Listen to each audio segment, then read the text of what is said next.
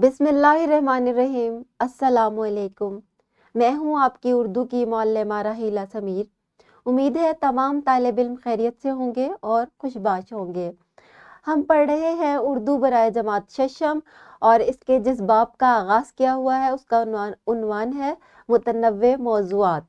इस पे हम पढ़ रहे हैं सबक नंबर 3 जिसका उन्वान है वादिये नीलम।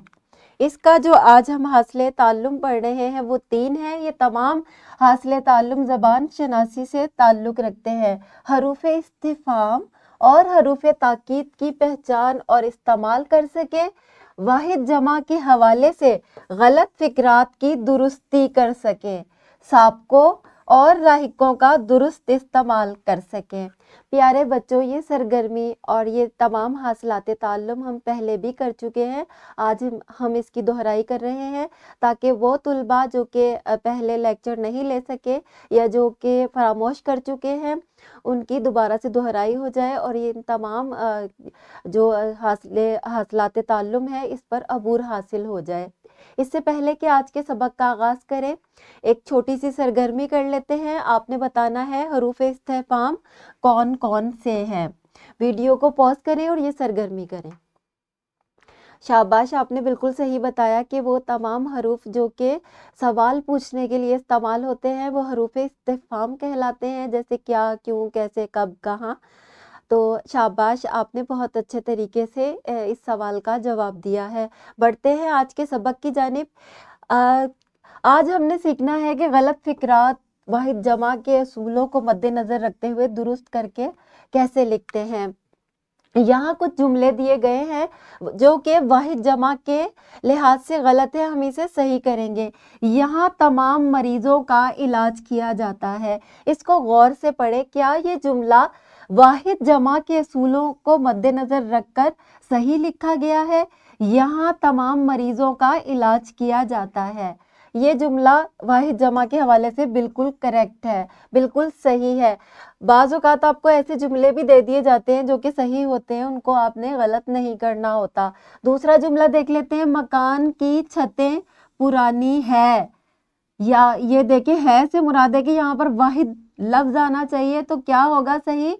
मकान की छत पुरानी है, एक वाहिद लफ्ज़ आएगा, यहाँ पर जमा नहीं आएगी। ठीक है। तीसरा जुमला देखिए, उसकी नज़रें कमज़ोर हैं। यहाँ पर क्या गलती है? यहाँ पर जमा इस्तेमाल हुआ है जबकि उसकी नज़र कमज़ोर है, ये सही जुमला है। हमारा घर सड़क के किनारा वाक़या है, इसमें क्या गलती है? यहाँ पर ये किनारे आएगा, किनारे वाक़या है।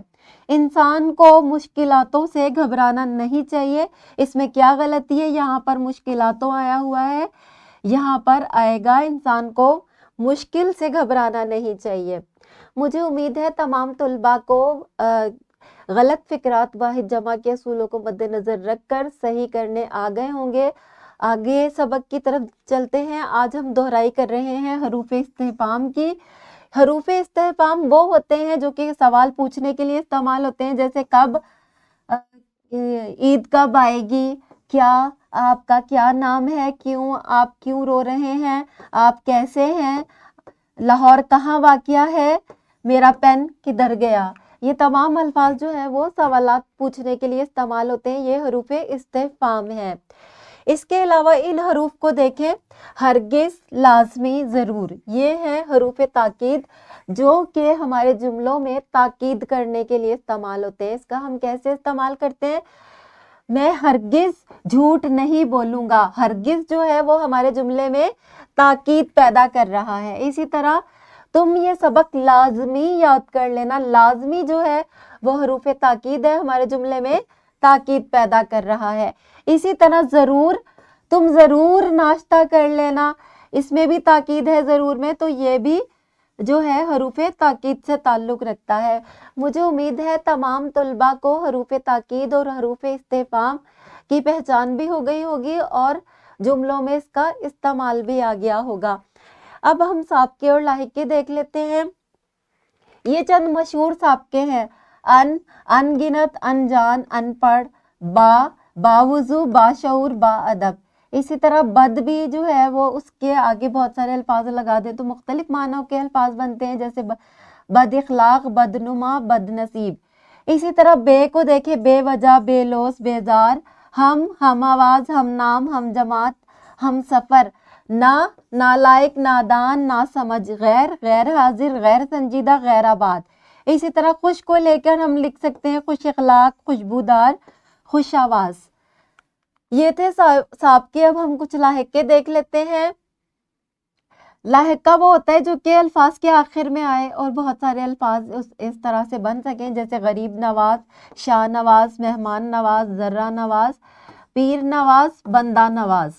ٹھیک ہے. اسی طرح آپ یہ دیکھیں نشین بھی لاحقہ ہے. اس کے کیسے الفاظ بنیں گے؟ تے نشین، تخت نشین، ہم نشین. یہ تمام الفاظ جو ہیں وہ مختلف معنی رکھتے ہیں.